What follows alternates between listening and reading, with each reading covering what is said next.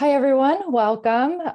This is our next panel for Ruckus, the Redefining People Leadership. We're really excited to be here and get going. A couple of housekeeping things. This webinar is being recorded, but we will send out an email to everybody with the playback, so you can expect that in your email shortly after we're finished. And then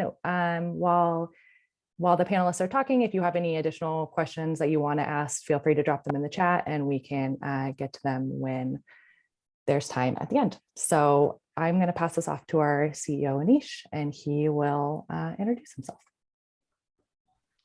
Hey, y'all. So my name is Anish. My background was helping to lead marketing for different companies, both full-time as a consultant, grew up in the Bay Area, moved to New York about 4 years ago. And then began recruiting for a variety of different companies and then building up an executive search firm. So now we're a team of 16, kind of internationally based, and recruiting executive level roles for a lot of kind of interesting organizations that are fast growing. Hi, everyone. I am Cassidy Gonzalez, and I am the VP of People at Pura.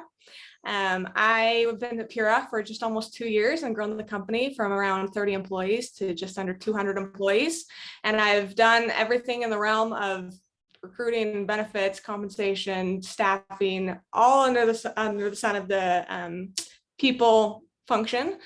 And been at big companies such as Google, SanDisk, and small startups such as Pete.com, and currently Pura, which is also a startup. I'm also a mom of 2 cute little kids and a wife as well. So those take up a lot of my time too.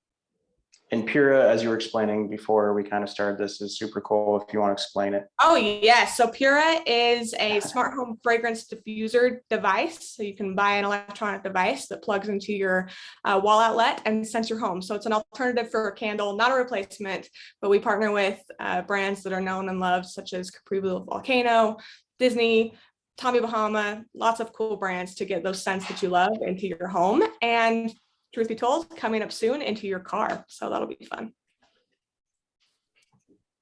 Spoiler alert. Hi, everyone. I'm Brittany. I oversee the People Ops function at the Block Crypto, which is a digital asset information company. So we are providing news and research on what's going on in the crypto digital asset space, which is a lot every day. But exciting work to be doing. We similarly have grown really quickly. I've only been with the company for 8 months, and we went from 40 to 140 in that time and are continuing to grow. I think we have like 60 open positions today. So a lot of kind of interesting stuff happening behind the scenes there, but this is my 3rd startup that I have worked at. Love the startup space. I've also worked at larger companies. I did a stint with Google, worked at a publishing company called ALM prior to this, but got my start in recruiting and now enjoy the broader people ops space. And hi, everybody. I'm Maggie Duvall. I lead recruiting at Veho, and Veho is a tech-powered logistics platform that is aiming to humanize logistics by putting the customer at the center of every delivery. And Veho raised a huge Series B back in February. And with that, we've been expanding geographically and expanding our employee base pretty drastically over the last year too.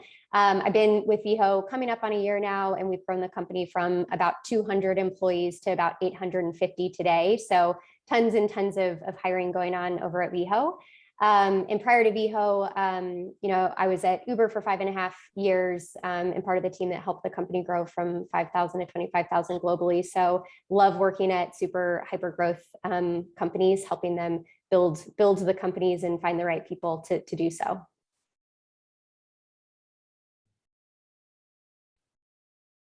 Awesome. Nice to meet all of you, Cassidy, Maggie, and Brittany.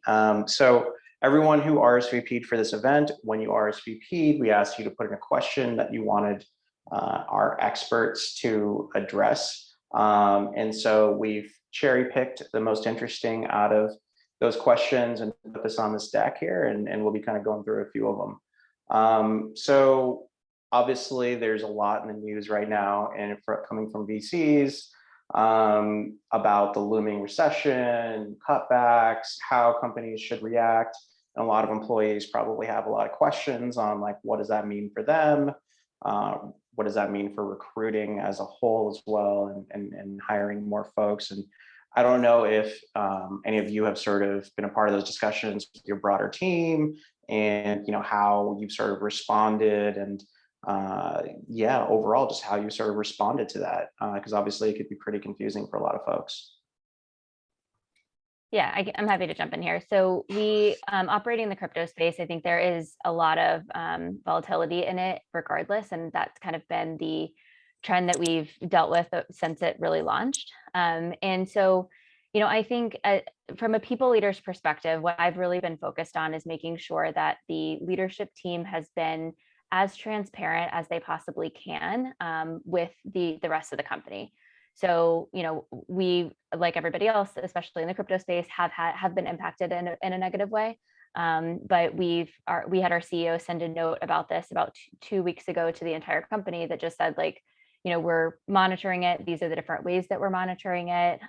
We have been adjusting our business model over the last 18 months to plan for something like this. Kind of talking about how we have plenty of runway to survive it, and we will be looking at cost and making sure that we're spending in the right ways, in the right places, I guess. But I think the worst thing that you can do is nothing. I feel like it breeds a culture of gossip that doesn't end up being productive for anyone. So as much of the message as you can own and get in front of, that has been my my big thing that I've been pushing the leadership on, and I think we've had success there so far. Yeah, I'll echo that same thing. The transparency, I think, is agreed the biggest key to keeping things from not falling apart.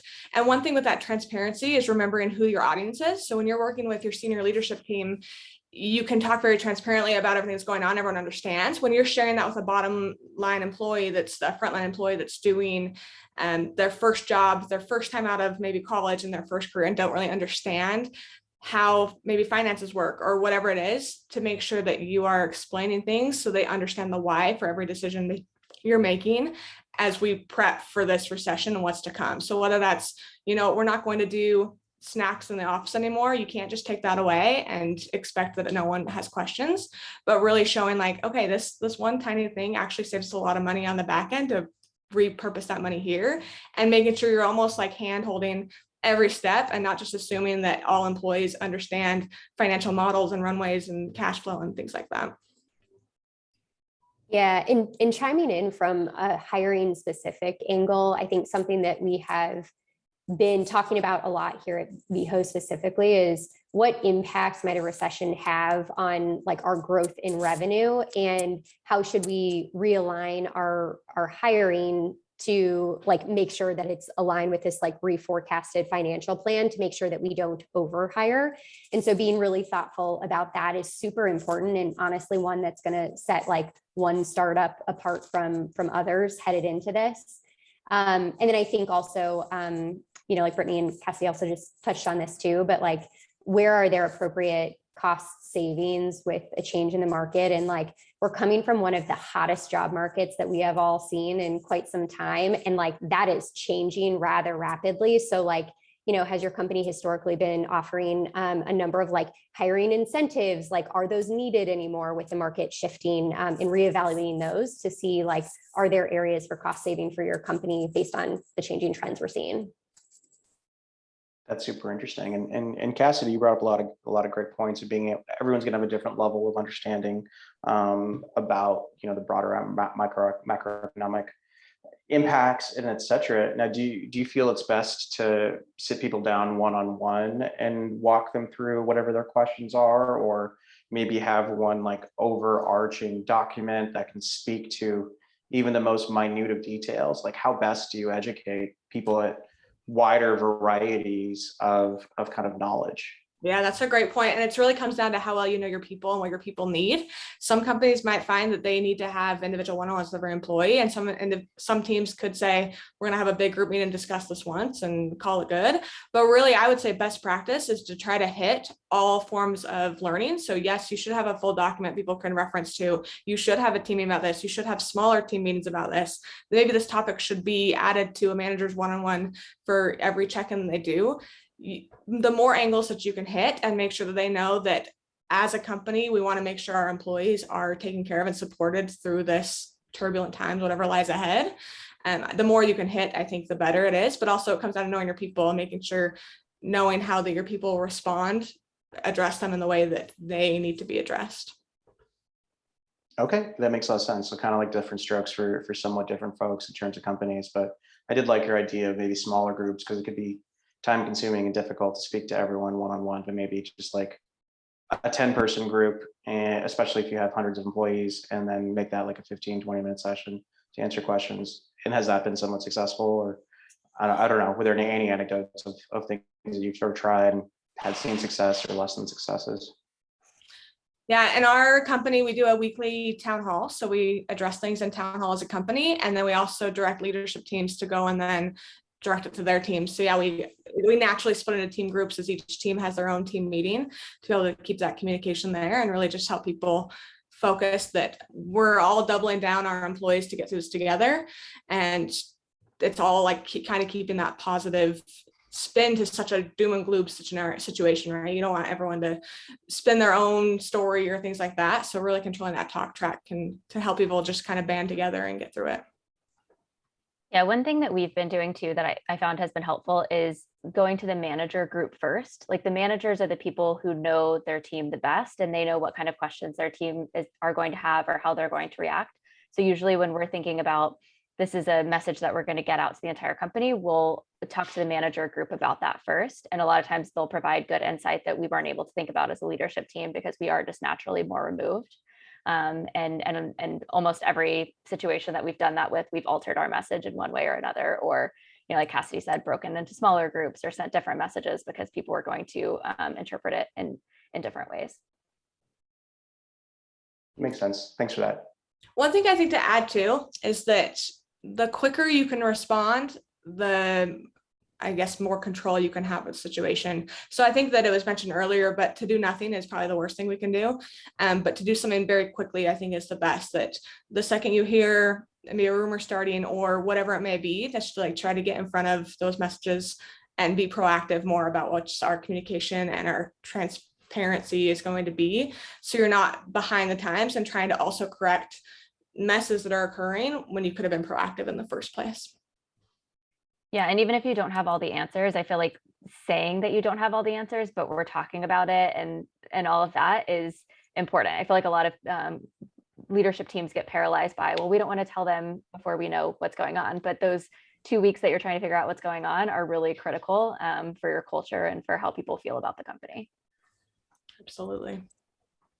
That's a really great point. Yeah, even if you if you don't know the answer, you can still just say that. Where I think, yeah, it is easier to just say, well, let's wait till we have all the facts. But things move so quickly, and the facts are pretty difficult to even know when they, like what is an actual fact when you're thinking about everything macroeconomically and VCs screaming from the top of their lungs and everything like that. It's hard to really discern. So that does make a lot of sense. Cool. Let's jump to the next question. This is a really great one, especially since all of you seem to have been part of are in companies that are scaling really rapidly. So how do you kind of like maintain strong cultural values when you're scaling from 100 people to 500 people? Are the systems you use to spread those values a little bit different? Do the values change a little bit? Would love any learnings from that. Yeah, I would love to chime in on this one. As like Veho, I think really prides itself in being a very values-driven company. And I can't stress enough that scaling your values over time, there has to be tops-down investment. And I think that's something that Veho has done very well. Veho's two co-founders felt very strongly about the company values, and they reference the values in their decision-making. They reference the values in a bunch of meetings and structural things that are company-wide. And so I think the tops-down investment in those values really helps define that this is still something that is really important over time. But then additionally, on the people side, I think it is up to us in the people organization to bring those values to life throughout the whole entire employee journey. And that actually starts with the recruiting. And so are your values as simple as like, are your values in your job descriptions? Are your values referenced in the interview process? Are your values referenced when they get a job offer in writing? You know, and then like, are they ingrained in onboarding and things in the employee cycle as well? So I think that's where the people function really comes in, that like taking the tops down vision and those values that you want to grow the company around and building those into the employee life cycle and journey too. Yeah, I would say much of the same, like integrate it into everything that you do. If there's like a program that you have, I would ask the question of like, how are our values being reflected here? Because when you go from, you know, a small number of people who everybody knows them, it's like, how do you educate a large number of humans on not only what they are, but what they mean and how we expect people to live by them? So we use them in praise, our praise tool. We use them when we give feedback to people, both constructive and positive feedback. We have a whole session, actually, literally right before I joined this, I did our once a month cohort training on our mission and values. So that's one of the first things that they get when they join. We career development, like we evaluate people against our values as we think about promotions. We train on values, kind of specific type of behaviors and ways that people can continue to develop their skill set in that way. But I think going back to Maggie's point, the interview process, I think if you think about how do you actually scale your culture and how do you maintain that culture and those values and bring more people into the organization, you have to figure out how to evaluate for them during the interview process.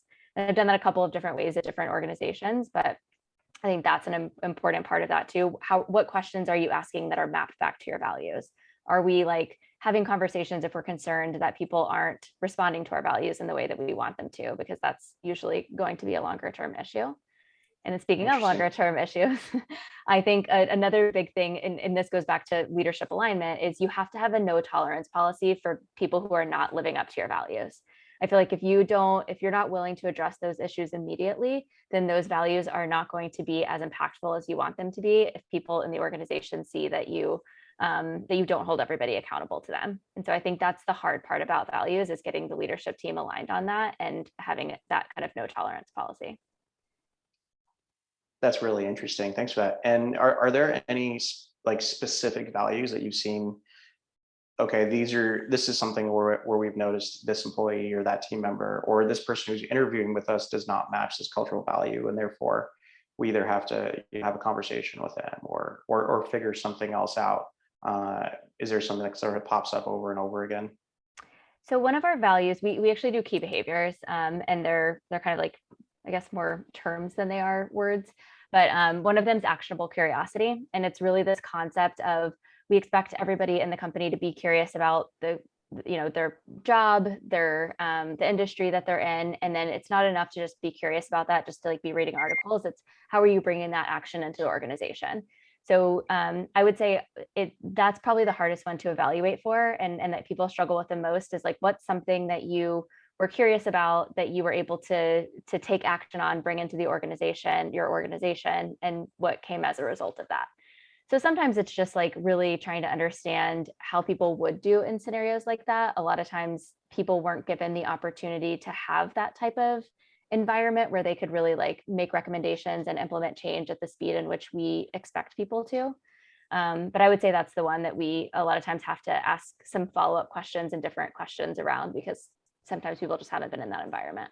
Where they're allowed to do it's better. They've been in like more better safe than sorry kind of environments where they don't want to speak up. Yeah. Makes a lot of sense. Thanks for that. And one thing I will add here to people maybe listening that are with smaller companies is to think of the scale while you're creating your values. I think that oftentimes, even when I joined Pura, we actually had a different set of core values. And about a year in, we redid our core values because we didn't actually thoughtfully think about it for scale. So when I came in, I was like, okay, how are we going to actually live these same values when we're at 200, 300, 400, 500 employees, whatever it may be?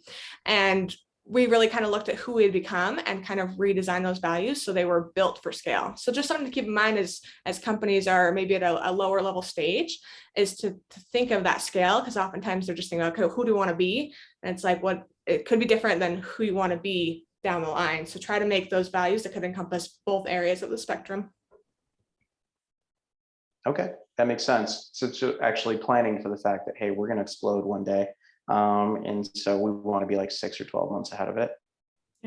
exactly. I like that. That's very wishful thinking, but clearly it worked out.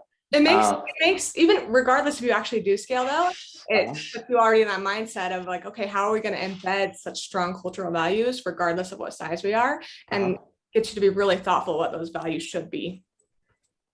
Okay, and like, was there any additional values that you added in for basically, hey, when we get to this size, this is an addition that we need to add in, versus like right now with this smaller size, it may not be as impactful. Yeah, I could see that happening. We actually decreased values. So we had 5 when I started, and we actually went down to 4. And one of our core values is simple. Like, how can we get these complex ideas and thoughts and processes? And how can we always make sure when our value is to keep things simple?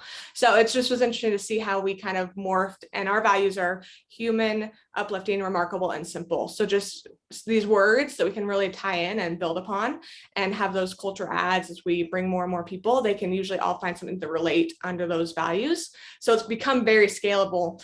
But yeah, it's just an interesting thought to think about how our values might not have been as easy to scale. I think that everything can be scaled if we're thoughtful about it, but that we just really kind of took a step back. We're like, let's just make this simple so we can scale it better. Okay, that makes sense. Thanks for that. Let's jump into the next one.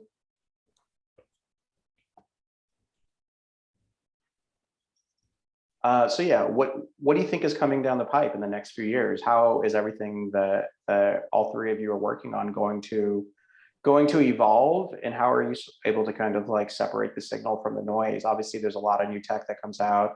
There's a lot of new books that people come out with that say that they have like a new approach to what everyone is doing in terms of HR, people leadership, creating cultures. So how do you sort of wade through all of that noise and, figure out what you want to do for the next few years in evolving it? And are there going to be new trends that have come up from either from new research or learnings or et cetera that you found that are kind of interesting?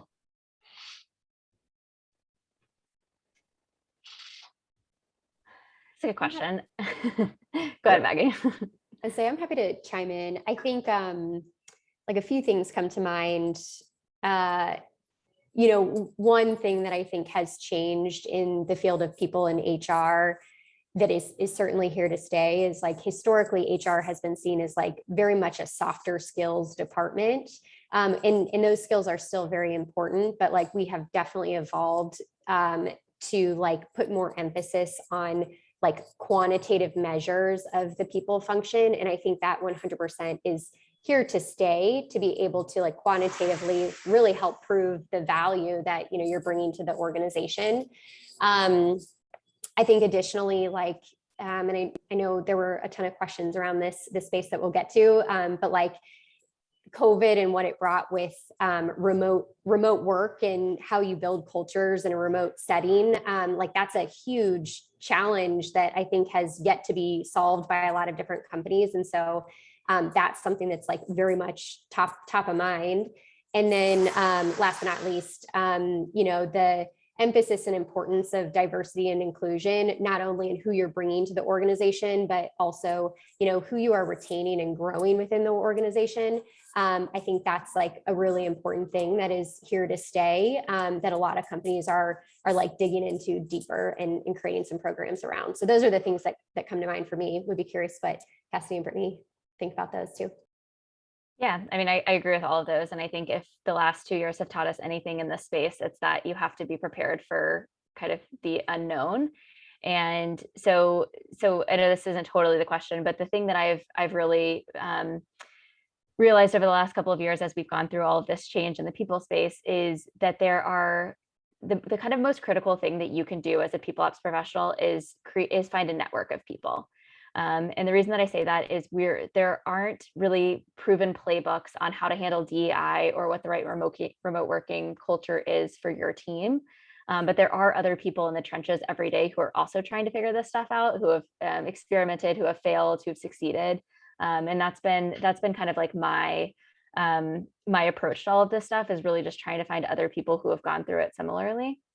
The other thing, and Maggie mentioned this a little bit, but the people analytics part is something that I've been leaning into the last couple of months really heavily, because I do think that that is going to be something that we continue to need to build and expand on. And I think we all know that measuring the people sentiment can be difficult. I think there are ways to do that, but there's always a people element there. So I think that will be something that we'll all continue to try to figure out over the next few years, honestly. And, what can we measure? What is the most effective? What does that data tell us? It is going to be an important thing that we're all trying to navigate, or I certainly am, at least. And the second half of this question, that's around how do you thoughtfully adapt? One thing that I always make sure to do is to put myself in my employee's shoes. I'm sure we all do this, but there can be so much that we learn or read about, or try this or try that, like you mentioned, the new leadership books or a new podcast saying this. And it's exciting to just take this and say, oh, I want to go and implement this here at my company. But if you put yourself in your employee's shoes, you don't want to cause like this whiplash. You want to be a stable source for them. They're relying on us as the people function to get through wherever we're headed. And whether that's ups or downs or whatever, they're relying on the people function to be the source of stability. And so I think it's important that we should adapt. We should take what's good and we should try new things, and we should be flexible to implement what's coming and be able to do that, but in a way that we're not changing course every 2 days or whatever it may be, like just remembering that employee perspective and make sure that we're really being very thoughtful before we go and implement something. And so sometimes that is saying, like with the COVID stuff, it may be like, we don't know the answer yet. We're going to work through this. And we don't want to take action yet, but having that transparency where it could be actually, we need to take this action, but maybe let's just because we heard an article that someone else did a different, we don't need to hurry and switch over to what they're doing. Let's really be thoughtful to make sure that we're not causing this instability with our employees when they're relying on us for that. But again, to be open about it, because I do think that as we evolve, we will all learn and grow. And like Brittany said, rely on your network to see what is working for people and to be brave enough to try new things to your company, but just be very thoughtful about it. So again, we're not creating an unstable environment. Thanks for that. It's a good time to do another values check too when you're implementing new things. Like, why am I trying to implement this? What is this going to do for us? Is this aligned with the culture that we have here, or the values that we say, the things that we say that we care about? I feel like you can always gut check it to those things. Absolutely. Yeah. Okay. That makes a lot of sense. And it sounds like a lot of the future of and the evolution of people leadership of what a lot of you are mentioning is being a lot more data driven, and it'll turn into a little bit more of a science as it kind of continues onward. Are there certain metrics that you've sort of been tracking within your organization to sort of test the health of culture, and maybe even test the health of new efforts that you've been trying to understand? Okay, was this the right effort? Should we pull it back? Anything like that? Yeah, so I think data tells a story is kind of what I'll say to that. Like, we do track different things, but we always try to look for the story behind the data, because I think it's really easy to say, we just went through an engagement survey, for example, and I know that's one thing that people leaders use a lot, like how engaged is our team. But just because your engagement score went from 80% positivity to 85% positivity, there's a lot of other things that changed on the back end of that score that you also have to take into consideration. You think about this like 6-month honeymoon period of most of the time people are going to give only positive feedback in that first 6 months. After that, they're likely to drop off. So in the same way, if you just onboarded 100 people and then your growth slows down and your engagement score goes from 85 to 80, it's not necessarily, you have to look at all the things that go into that. And I think that's the real challenge with the people space. We track, time to fill, time to close, and those are important things at growing organizations, as I'm sure Maggie and Cassidy both know. But there's a story there too. We're in a different market now. We were hiring 10 of the same positions, and that kind of like skewed our numbers from the quarter prior to this quarter. So it's always like, there are things that we're measuring, but that's what I feel like I haven't figured out yet, is how do you use that information when it is a people driven space, and you're dealing with humans and not computers. One thing we've done at Pura, so we focus, there's a lot of quantitative metrics that Brittany just mentioned, but a lot of the people data is also can be the qualitative data. So we have gone through every single one of our employees and done what we call a stay interview. I'm sure that other companies have done this as well. But instead of an exit interview, like instead of you're on the way out the door and I want to know how your experience is, we do a stay interview and ask how that experience is going so that every individual has that one-on-one meeting to be able to voice how they're feeling and how they're engaged and actually really sort through that qualitative data to be able to see where maybe our gaps are that we can fix so that we're not having our turnover go through the roof or anything like that. That's really interesting. So a stay interview might be like once a year with someone, or how best do you sort of think about the interval with that? Yeah, right now we just did everyone this quarter, and we plan to probably do it every 6 months actually to keep people keep tabs on kind of where people are at. That's really helpful. Okay, I've actually never heard of a stay interview before, so that's really great to take. Cool. Well, thanks for all that. Let's jump to the next one. Yeah, I think a lot of what all three of you are mentioning is how to keep the broader base of your employees that are not executives engaged, excited, make sure they're heard. But what about providing value to executives within the organization? Is it a little bit of a different function? Is the way you do it a little bit different? Yeah, would love to hear any sort of thoughts or anecdotes or feedback there.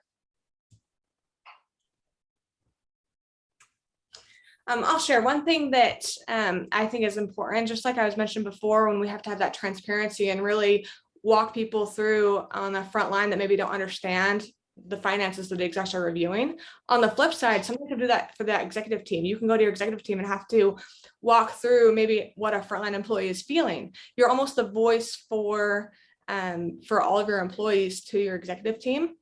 And so making sure that that value is there where you're helping them be the eyes and ears within their business so they can actually see where those holes are. So even like with this, with these stay interviews that we're doing, we are reporting back into our executive team. So they're very much aware of what teams could use some extra guidance or coaching, or what teams could use some more knowledge around where we're headed and why we're doing it that way, or whatever they may be.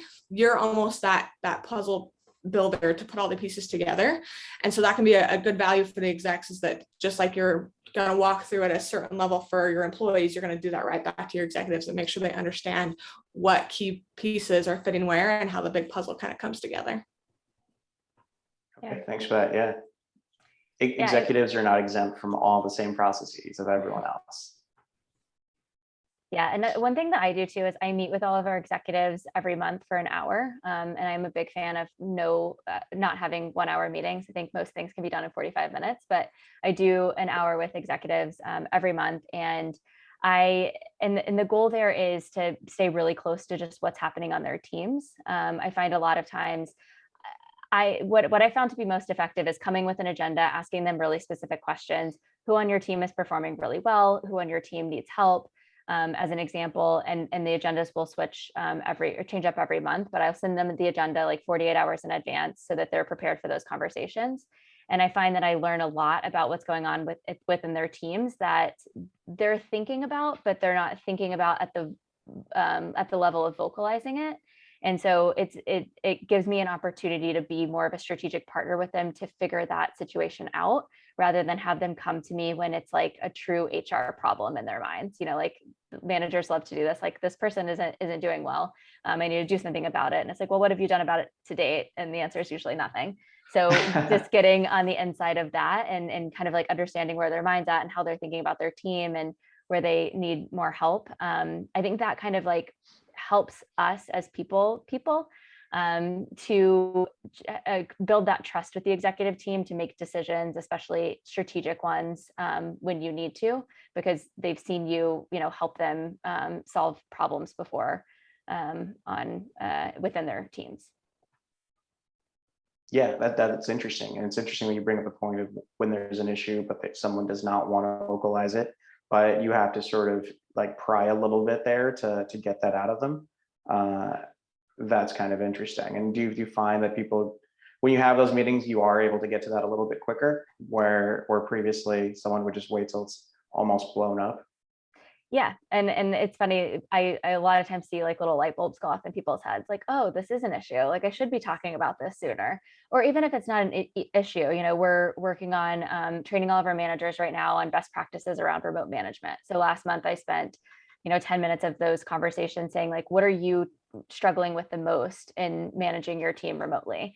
And so being able to just like kind of get some insight into what's going on those teams so that we can deliver training to managers that is actually going to be helpful based on what we're hearing from the leadership team. You can use those in so many ways, but it really helps me structure my like prioritize my time and strategy in the month ahead to make sure that, I basically view my role as making sure that the leadership team is operating at like full capacity. So what can I be doing to help make sure that that's happening? That's really helpful. I would say one additional point on this question, specifically from a hiring angle, and something that we have seen quite a bit at a company that is growing so rapidly, is the value that recruiting can bring to executives as well as hiring managers, in just like purely doing a very thorough scoping of a job before you post the job and start the recruiting process. And I think something that oftentimes needs to be fleshed out in that conversation is, what is the skill set that you need today? But more importantly, what is the skill set you're going to need a year from now? Because at the hypergrowth companies that we're all at, like the role as it exists today is going to be very different than the role and person you're going to need a year from now. So helping the executives think through that like forward-looking plan to make sure that you're hiring the person that's going to scale with the company. And so I think that's something that I've seen a ton of at like these hyper growth companies, that like the recruiting function can really bring a ton of values to executives as well as even lower level hiring managers too. That makes a lot of sense. Thanks for that. Cool. Let's jump to the next question. Going back to that question of metrics, outside of just how well is the company doing as a whole, like if you are sitting down with the executives once a month and talking about everything related to the team below them, are there certain metrics that you also try to share with them in those meetings to say, hey, by the way, here's where you are on this particular kind of rubric. Here's where you were the previous month. Yeah, what are some good metrics to potentially start tracking with people at various levels within your organization? So I don't know if anybody has this. We don't have a dashboard where we're like, we haven't built that out yet. We should get there. It's on the roadmap, but we're not there yet. But usually I'll go into those meetings with one metric because people just love metrics. So it's either, this is how many positions you had available over the last quarter. This is how many we filled on time. This is the budget. We'll talk about recruiting. One thing that I've been leaning into lately, and I just tried this in the last two of these, and I'm going to continue to do it, is trying to give them a sense of how much PTO their team is taking. I feel like that has become a kind of hot topic in the people space, is like people work-life balance, not being able to separate, especially when we're all working remotely and from home, people not taking time off. And that has been I only had 2 conversations about that, but that has been eye-opening for both of those leaders to just see that their teams are trending towards taking like a total of 2 weeks off in this year. We're almost halfway through the year at this point.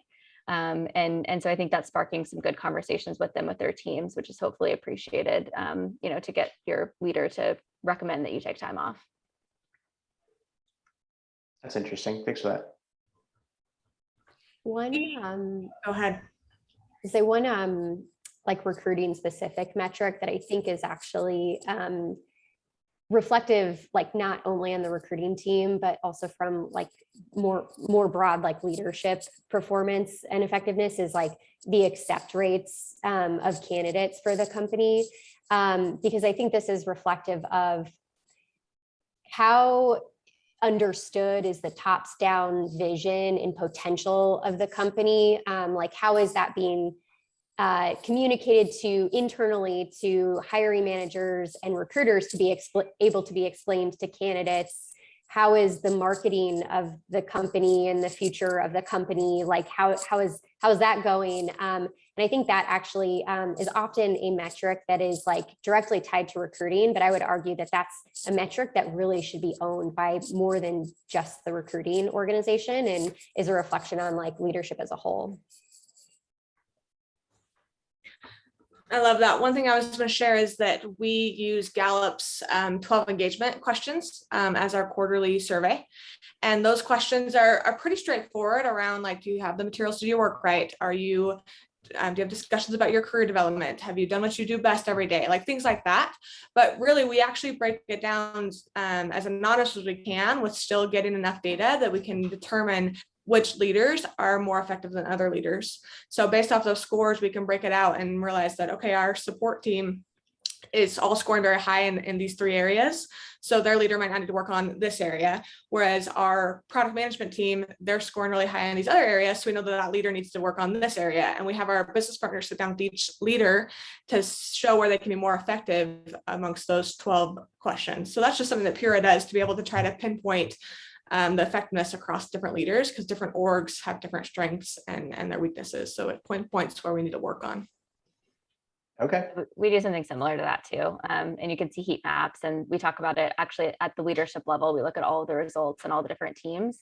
And a lot of times that sparks some good conversation around, like, oh, we're trying this, and maybe that's driving these positive results, and other managers or leaders can take those recommendations.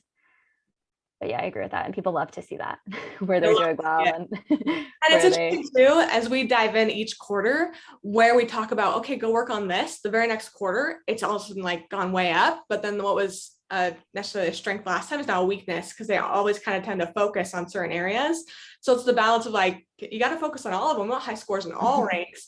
But yeah, they love knowing kind of how they're ranking and where they can work on. So really having those metrics to provide them is a great tool.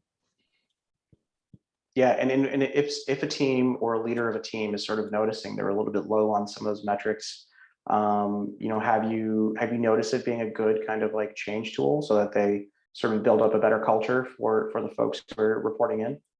Absolutely. Yeah. Brittany probably can speak to this too, but when we call someone out on, and those questions are pretty broad. So it's actually cool to take the question to the team and say, hey, your team is not feeling like they have the tools to do their work right. And the manager says, oh, that's actually because half of their computers are failing. I'm like, let's fix their computers, an issue we didn't know about. But because we brought them a broad question, the manager helped us pinpoint the actual issue. So it's been really cool to see all that happen. Yeah, our team is really competitive. And so it's been helpful. And even like to get people to do the surveys, we'll send it out to the leadership team and say, the engineering team is at 90% and the, marketing team is at 80%. And then the marketing, leader will go back to their organization. So it's like, we just have a good kind of competitive nature. And so people really want to get those scores up. That's awesome. Hopefully the marketing leader in that scenario is not bribing their team to give them better scores, but only doing all the data. It's all anonymous. Cool. Let's jump on the next one. How has remote work and the move to remote work changed your culture, and how have you sort of responded to that? Are there new functions that you've put in so that people feel a little more drawn to the overall culture, even if they're not sitting in the same office? Are you sort of doing more of the hybrid thing these days? I think everyone's had to adjust to this, probably has had a lot of anecdotes and learnings from that. So we'll have any insights. Yeah, I can start. So we are a remote first company. So we have people globally everywhere. I would say the vast majority of our team works remotely.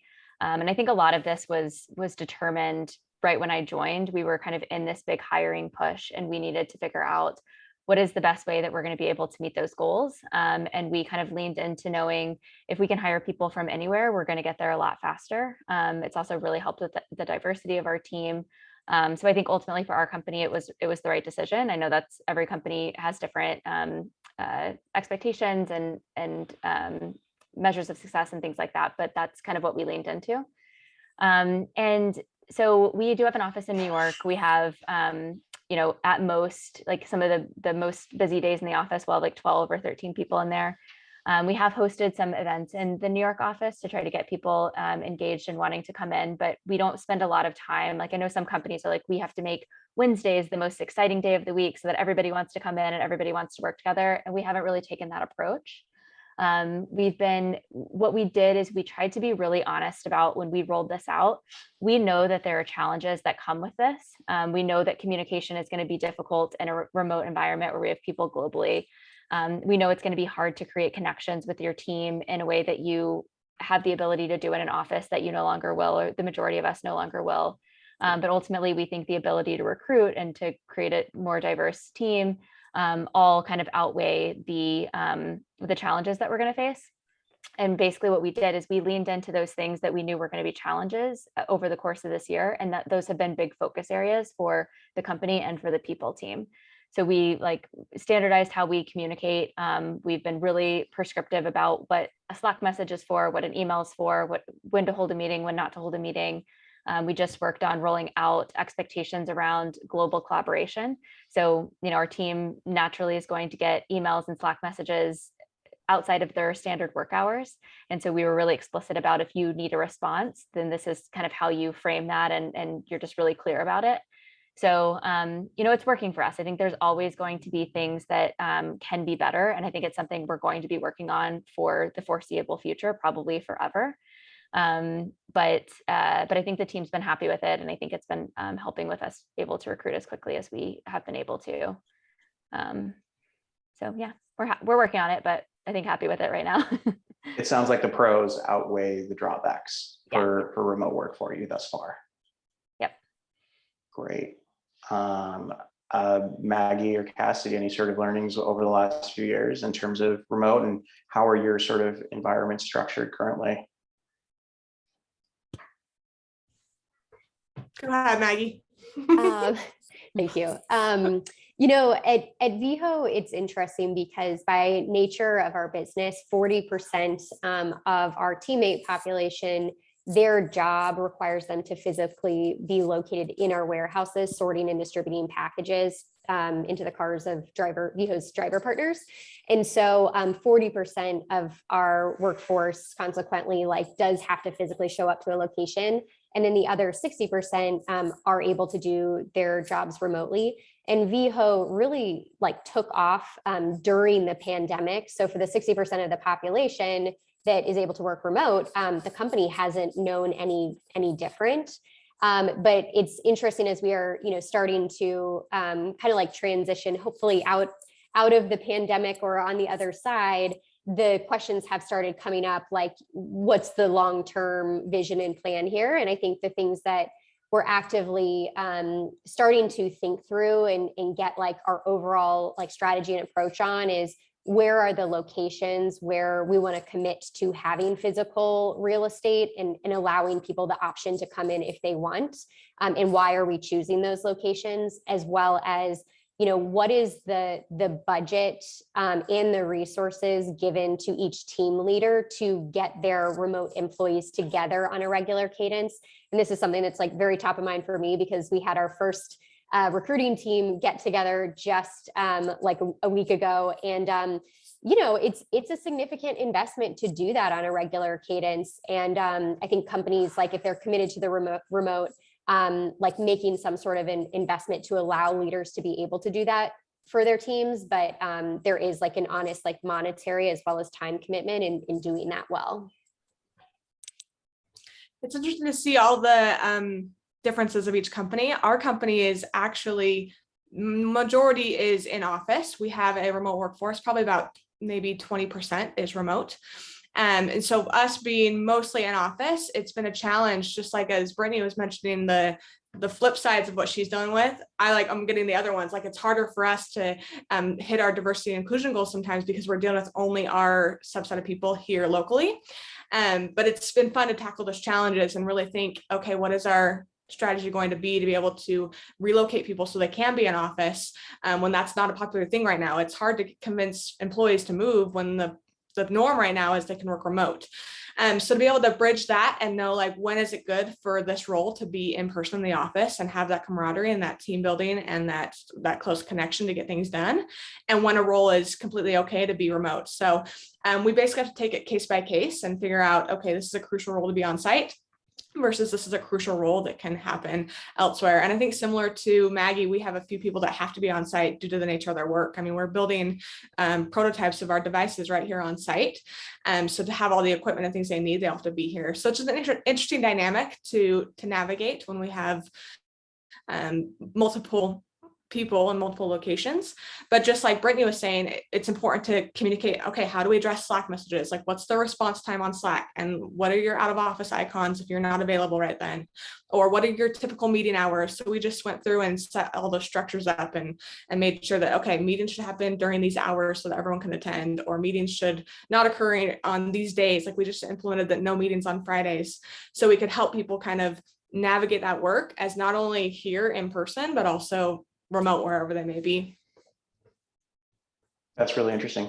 Thanks for that. And yeah, it's interesting from our end. Obviously, we interview a lot of executives who are geographically dispersed, and a majority say they're particularly looking for remote first roles. However, we're getting more and more people who are getting a little sick of it and want to be in an office. I'll say it's from a numbers perspective way smaller than people who are looking for remote, but also living in New York. New York is such a start off your career in New York City, have all these happy hour friends. It's such a great city for someone to start off the early portion of their career and have this fun kind of after work culture. And I think that's something a lot of people who are starting off their career, particularly the ones who are moving to New York for that, really look forward to, and I think want a little bit more of that. So some of those cultures who are able to nurture that locally, I think can be pretty fun for some folks. So we'll see. I'm very curious to see if over the next 6 to 12 months, more and more candidates raise their hand and say, this remote thing was great, but I actually like sitting with my coworkers and I want to be able to go and grab lunch with them and do basic kind of in-person things like that. And whether hybrid is good enough for that, to be able to go in once a week and occasionally see some folks, or something a little bit more deep.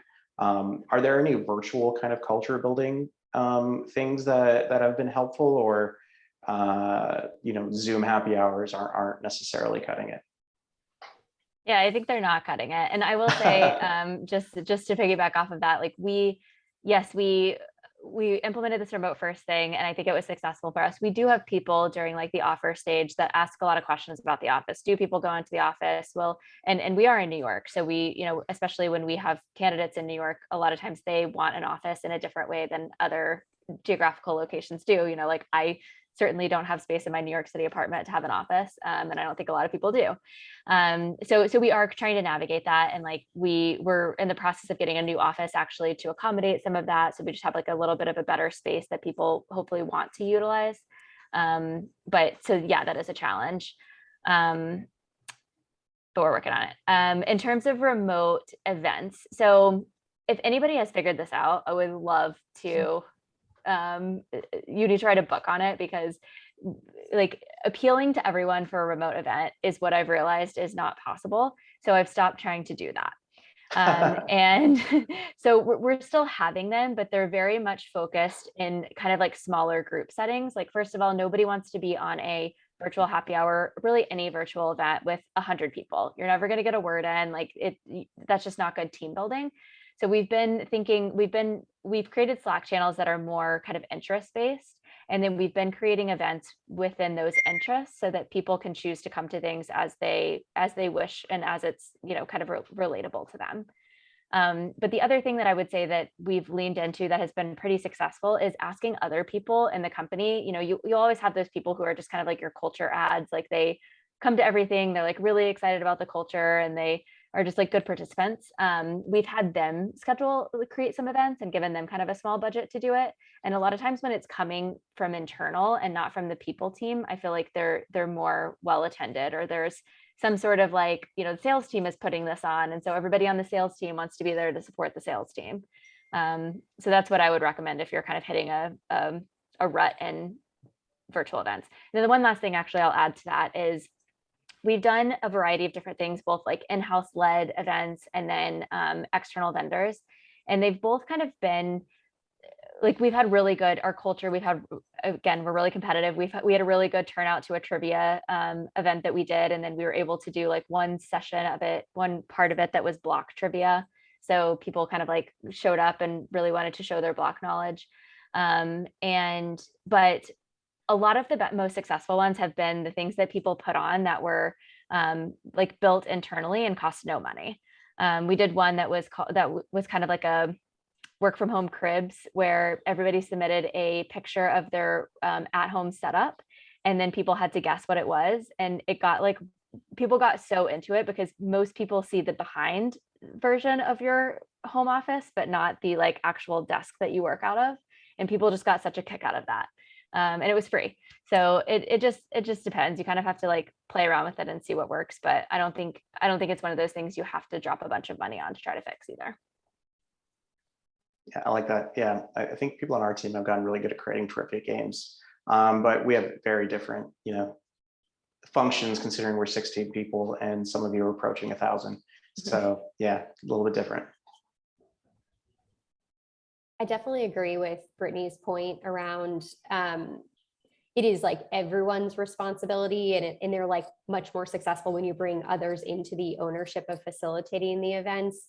It's not company wide, but someone brought this to our team and we're so thankful that she did, but someone took on the responsibility of doing a get to know your teammate post every other week where you do a quick fun fact survey and then you post the answers to those, and everyone kind of gets to know that employee a little bit more.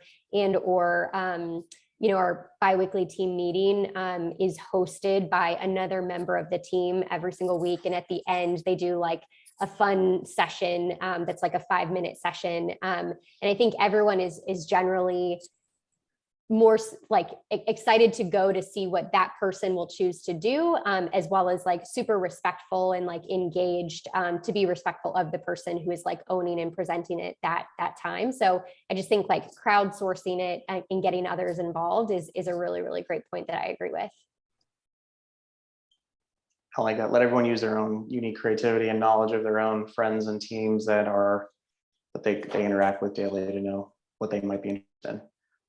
Thanks. I think we have one last question that we can get to. We can skip this one here.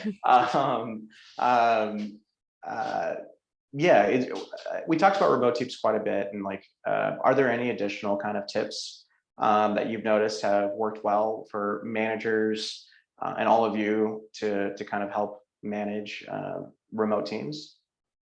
One thing that we made sure all employees here, because we have majority in office, we really reinforced to not forget about the remote team members, because when we're walking to the meeting, say we have a room booked and 8 of the 10 of us are walking towards that room, no one's quite in there to turn the meeting on. So we have 2 employees now sitting in their remote work locations wondering, is this meeting still happening?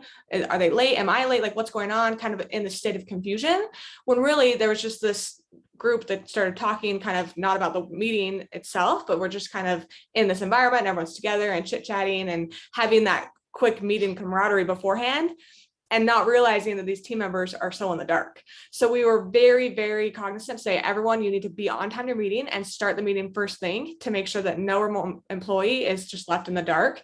And even for people that work from home, like every once in a while, like I come to the office 4 days a week and work 1 day at home, it's the same for them. They're now in the dark. They're not getting this, like, what's happening. So just one thing to be really effective for managers too, is to make sure that they are enforcing that with their teams as well, so that no one is feeling just out in this remote realm that's not there. And then also to make sure that your managers that are managing remote teams are trained to do that. So I think that it was Brittany that mentioned that they're doing trainings on remote teams. I don't think we can just expect that our people know how to do this. So especially as it's become more and more normal, there's a lot more research, and really give that training to them so they can have the tools they need to, and they're not just left to their own devices to make it work.